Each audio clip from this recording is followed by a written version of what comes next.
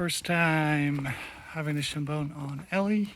She is a 13-year-old quarter mare. Active. Oh, Matt Deville. Oh, Matt. And you can see that she has a little issue with her back right leg. So we'll see if the shin bone will work for her and see if we can at least build a top line and start to rotating her pelvis a little bit more. And as you can see, it's pretty loose right now. And we'll see if we can engage it a little more in a bit and probably do configuration 2 really quick on her. So she'll start arching her back because she's now just kind of pushing out instead of coming in. And I'll probably do it the other way around in a bit to see if we can get a little bit more functionality in her frame. The good thing, she's very relaxed, so that's a nice thing to see. And she's stepping at least see through, and now she goes into it a little bit, so she at least gets the feedback of the aid itself, and she understands what it means. So that's a good thing. I just need her to come a little bit more in up front, so she'll start to actually round her back. So now she's just falling apart on her forehand, and that's what she tends to do anyways. Now we're actually working towards a little bit more of a functional frame. And this is difficult for her, right? It's new. And this is where we'll really get the hind leg to see if we can get that moving more. I'm actually quite surprised about the movement she's already showing in her right hind compared to what she usually does. And she probably could go one tighter, but again, this is the first time we're doing this, so I want to give her a little bit of a moment for her to get used to this and what we're asking her. Here it is more pronounced that right hind, the inside hind, has issues right now, right? She doesn't want to push through on that, and with this configuration, she has to. So you can see that her entire lumbar area she makes very tight, and it's like up in the hip where her problems are, or at least that's what it looks like. And she makes this gimpy little hop as she goes into her croup. She places it higher. She doesn't want to put anything on there. Let's see if we can arch her back, and let's see if we can make her at least come through more and start loosening up that joint so we can actually relieve her symptoms. And she has trouble trotting this way, as you can see, because she has to step further under with that leg and reach further out, and that's where the problems are. That's why she's also definitely not dropping here, and she's a lot of difficulty maintaining her rhythm, because again, there's something there, and there she saw a little bit of a buckle. That's better. Keep moving, keep moving. You don't have to canter. She's just pretty sensitive in that sense, but she's not capable of cantering properly in that sense either. Oh, she's definitely not strong enough to keep that going. That's better. Oh, you see her that chewing down? That's a way to try to evade the self-carriage and try to convey that she's probably in pain.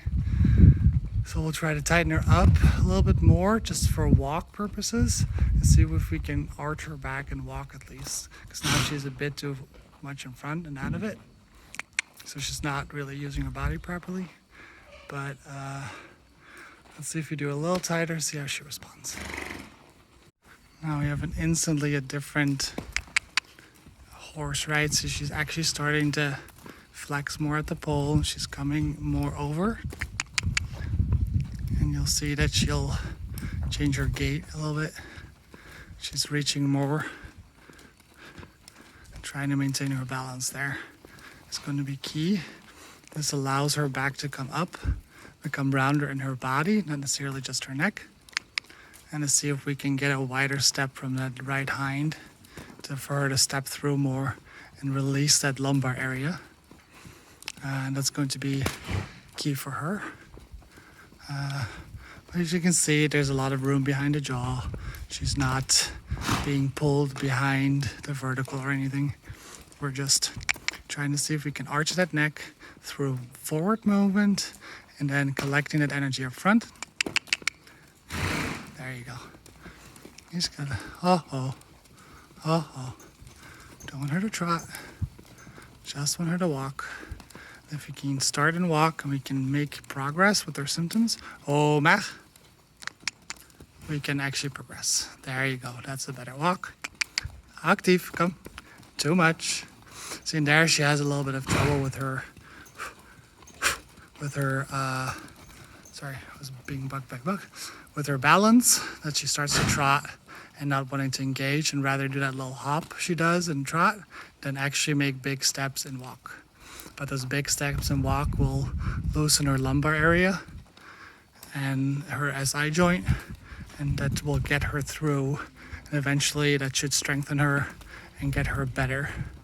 You can slowly start to see a little bit of her abs in use, and she's using her body more properly, but she needs a little bit more form of momentum to get there. That's better. Nice active walk, rhythm first. There you go, that's better. And we start to slowly see more cadence or more looseness in the back. Walk doesn't have cadence, so it can't be any cadence.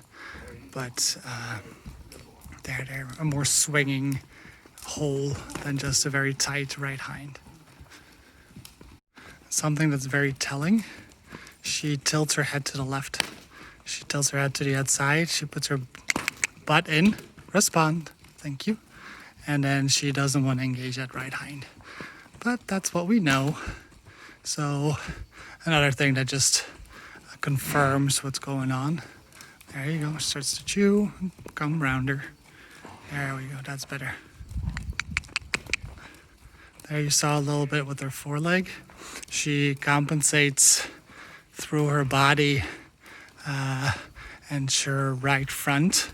She has a very weird tilting motion the way she puts it down to compensate for her right hind. So we sometimes see a little twitch of her tendons and ligaments in her legs when she makes a weird step. Go, active. That's too much. And step. There you go. That's better. Nice and active. Nice and forward. There you see. The moment she goes a bit, she engages all four legs, she has a little buckle. And that's what we're trying to see if we can get that stronger and create more flexibility there. There you can see she's still a bit, she's not arching enough yet. But again, this is the first time, so I'm not expecting her to do everything perfectly, but I'm just expecting her to be a little bit more arched. There, she's using her top line more, letting her lower line at least go, and then with the activity, she will arch her back. Active. Gone. I need a response. See, there she does her little hop again, and then she tightens her back up and pushes in the 8 there. And she then loads her front end completely to not have to do anything with her back. So this is not what we want to see, right? She's there, she's not active enough, and she kind of just wants to get away from all the pressure. But as you can see, she's not mean and vicious. You don't see constantly swishing tail. Her mimicry is pretty soft, so we're not hurting her. If we had a lot of protest here and a lot of aggression or a lot of least signs that she's uncomfortable, I would stop, but she's not. So we at least get to the point where we can see this is better, or we can work her a little bit and get that top line more developed over time.